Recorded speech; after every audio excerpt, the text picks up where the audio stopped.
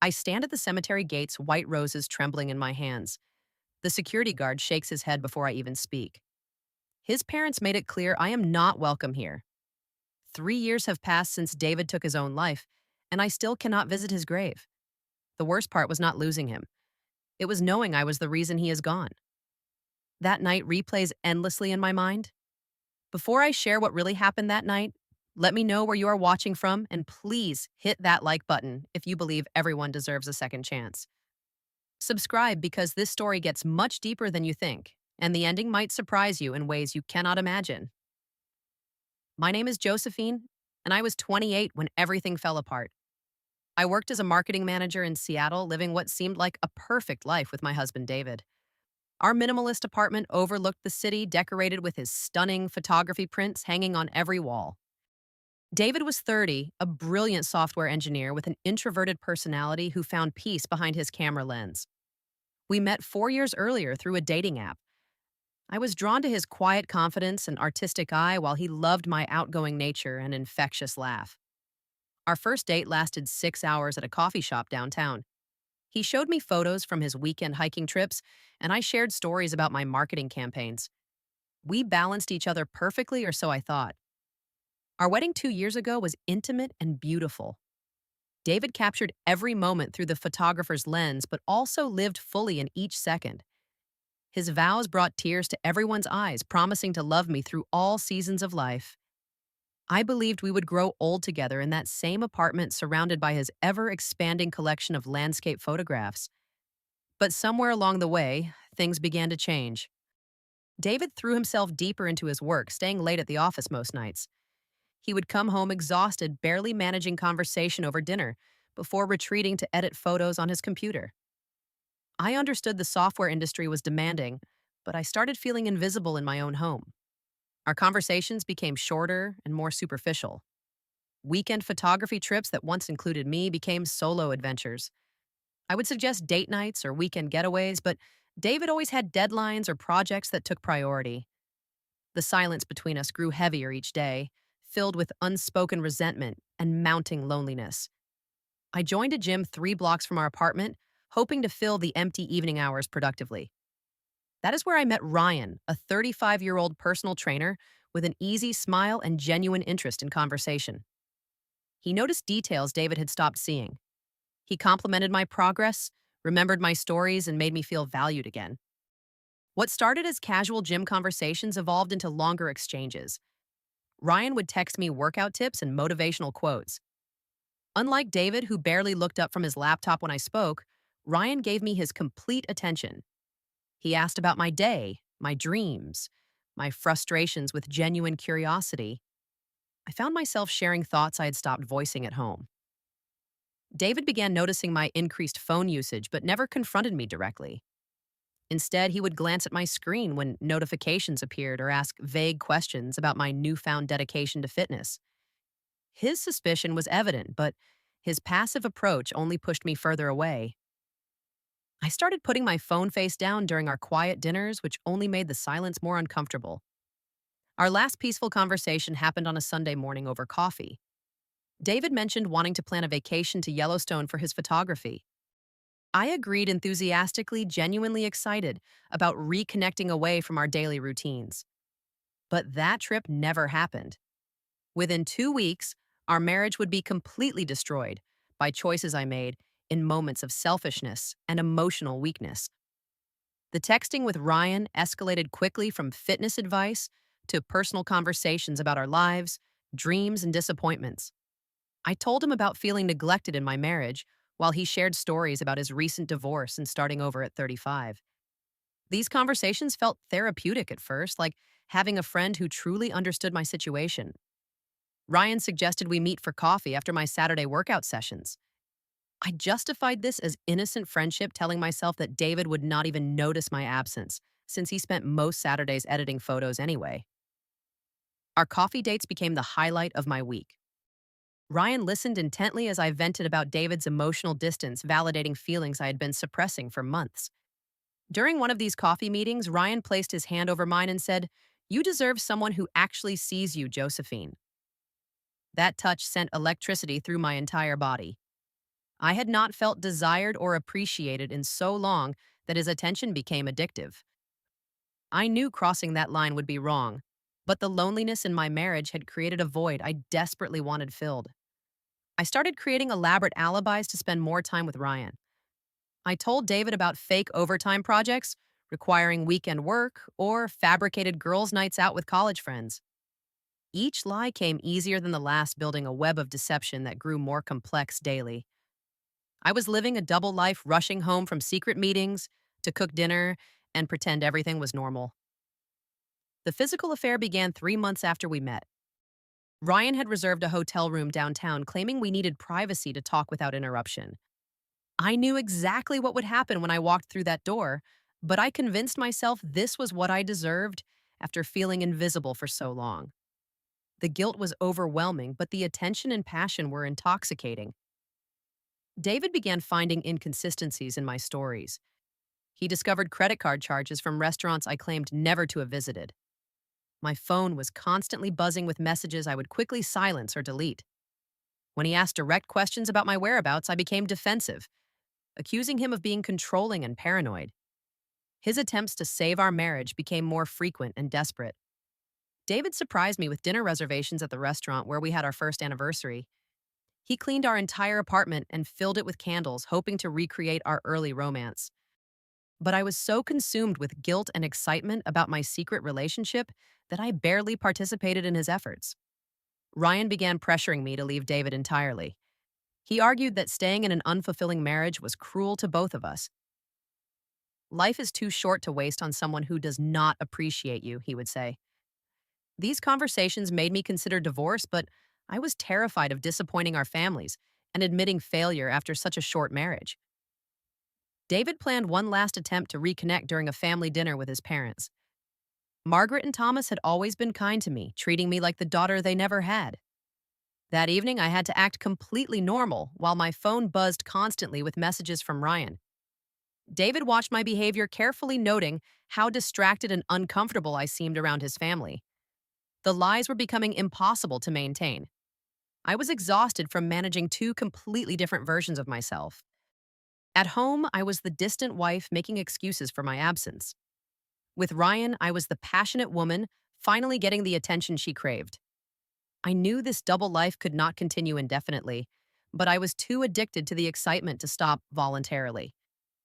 The discovery happened on a rainy Thursday evening in November.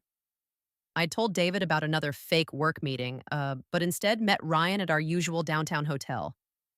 We were so lost in our own world that I never noticed David's car following mine through the city streets. He must have been suspicious enough to take drastic action, abandoning his usual passive approach to confront the truth directly. David waited in the hotel parking lot for over an hour. When Ryan and I finally emerged holding hands and laughing, David stepped out of his car into the rain. The look on his face was something I will never forget. Complete devastation, mixed with disbelief, as if his worst fears were being confirmed in real time. Time stopped as our eyes met across the parking lot. "How long?" He shouted, his voice breaking with emotion. Ryan immediately dropped my hand and backed away, mumbling something about not knowing I was still married. The coward disappeared into his car and drove off, leaving me alone to face the destruction I had created. David stood there, soaking wet, waiting for an explanation that could never justify what he had witnessed. I tried to lie even then, claiming it was the first time that nothing physical had happened. But David was not stupid. He could see the hotel key card in my hand, smell Ryan's cologne on my clothes, and read the guilt written all over my face. "How long, Josephine?" he repeated, and this time his voice was deadly quiet. The drive home was a nightmare.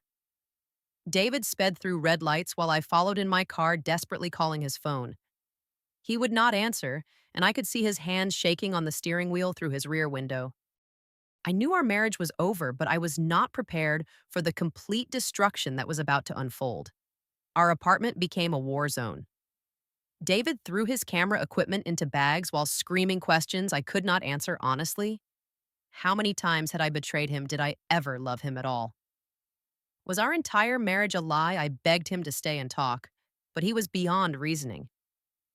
Wedding photos were scattered across the floor glass from broken frames cutting into my bare feet. I trusted you with everything, David said as he packed the last of his belongings.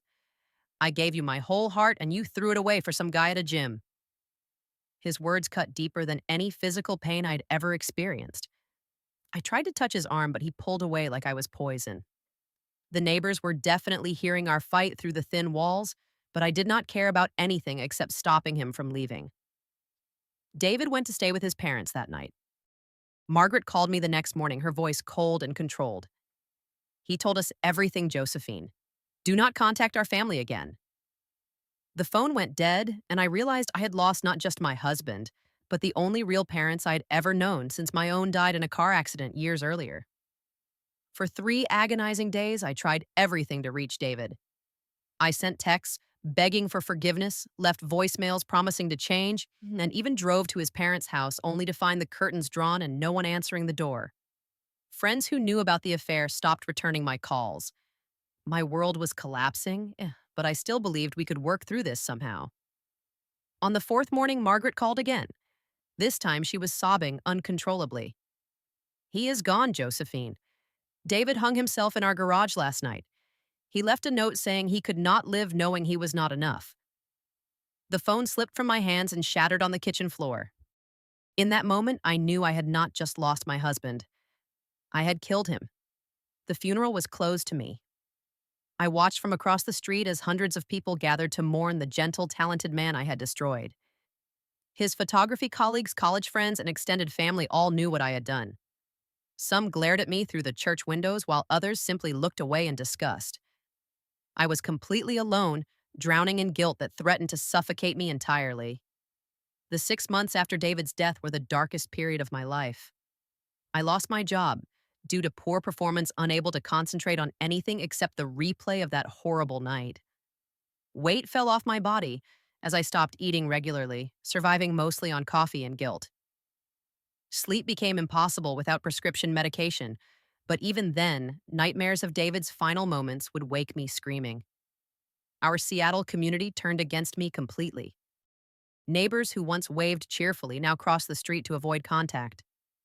Former friends blocked my social media accounts and excluded me from group activities. Even strangers seemed to know my story, whispering and pointing when I ventured out for groceries or basic necessities. Margaret and Thomas pursued legal action to prevent me from receiving any of David's life insurance money or personal belongings. They argued that my infidelity directly caused his death, making me unworthy of any benefits from his estate. The lawyer fees consumed what little savings I had left, but I did not fight their claims.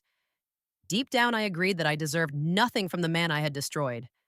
The isolation became unbearable. I spent days in our empty apartment surrounded by bare walls where David's photographs once hung. His parents had reclaimed every piece of his art, leaving only rectangular patches of unfaded paint as ghosts of our former happiness. Some nights I seriously considered following David's example and ending my own suffering permanently. A friend from college finally intervened when I stopped answering phone calls entirely.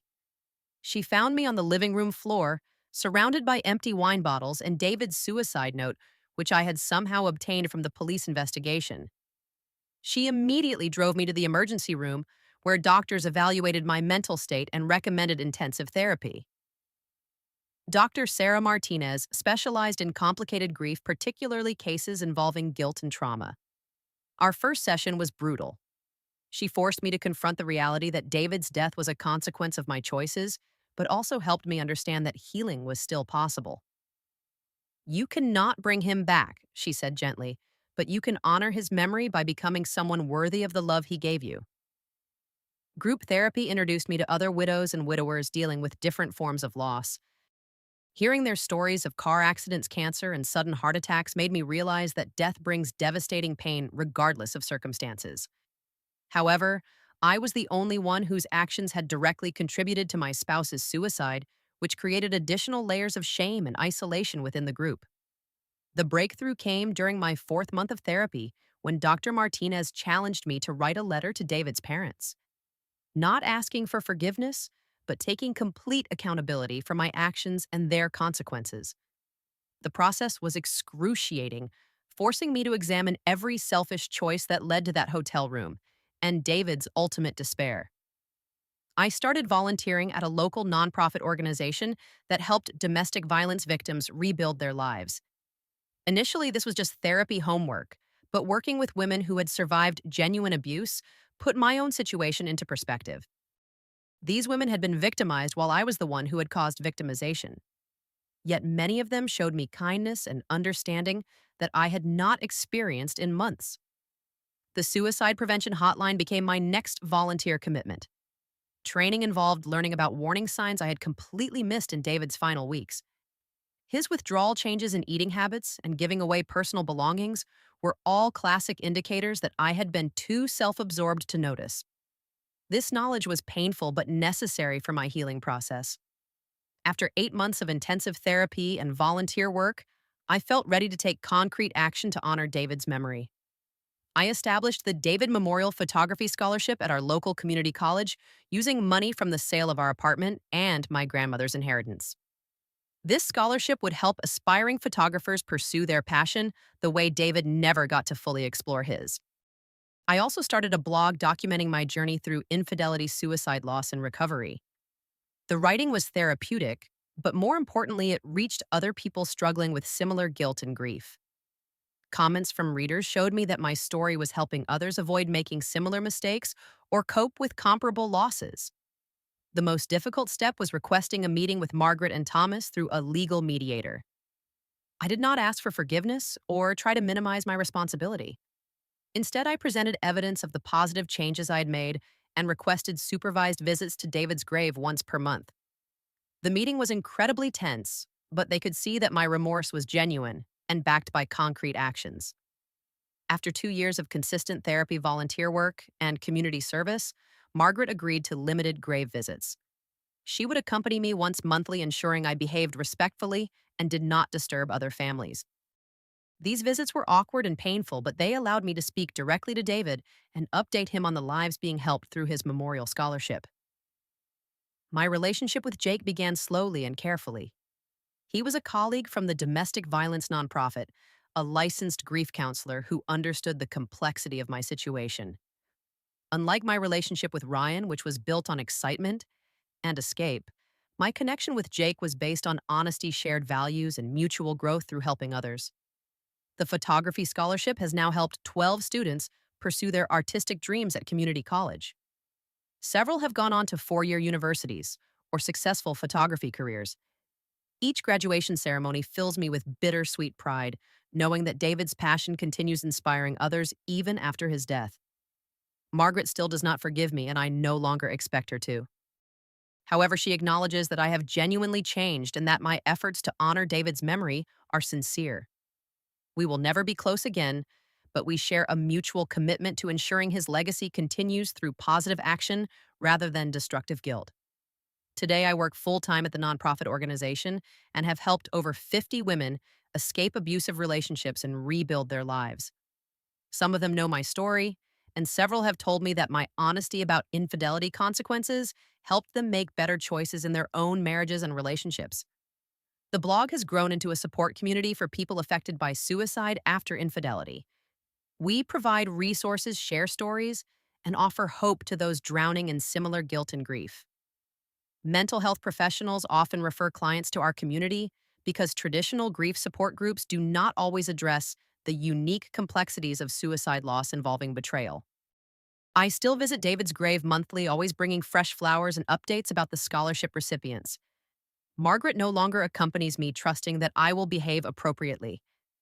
During these visits, I do not ask for forgiveness anymore. Instead, I tell David about the lives we have saved together through our shared tragedy. Some mistakes cannot be undone, no matter how much therapy, volunteer work, or community service follows. David will never photograph another sunrise or share another quiet Sunday morning over coffee. His parents will never fully trust another daughter-in-law, and our mutual friends will always remember me as the woman who destroyed a beautiful marriage. But maybe, just maybe, our tragedy can become the foundation for preventing someone else's similar destruction. Every woman who chooses her marriage over temptation, every person who seeks help before making irreversible choices, Every family that learns to recognize suicide warning signs represents a small victory pulled from the ashes of our loss. Forgiveness is not about earning it back from those you have hurt.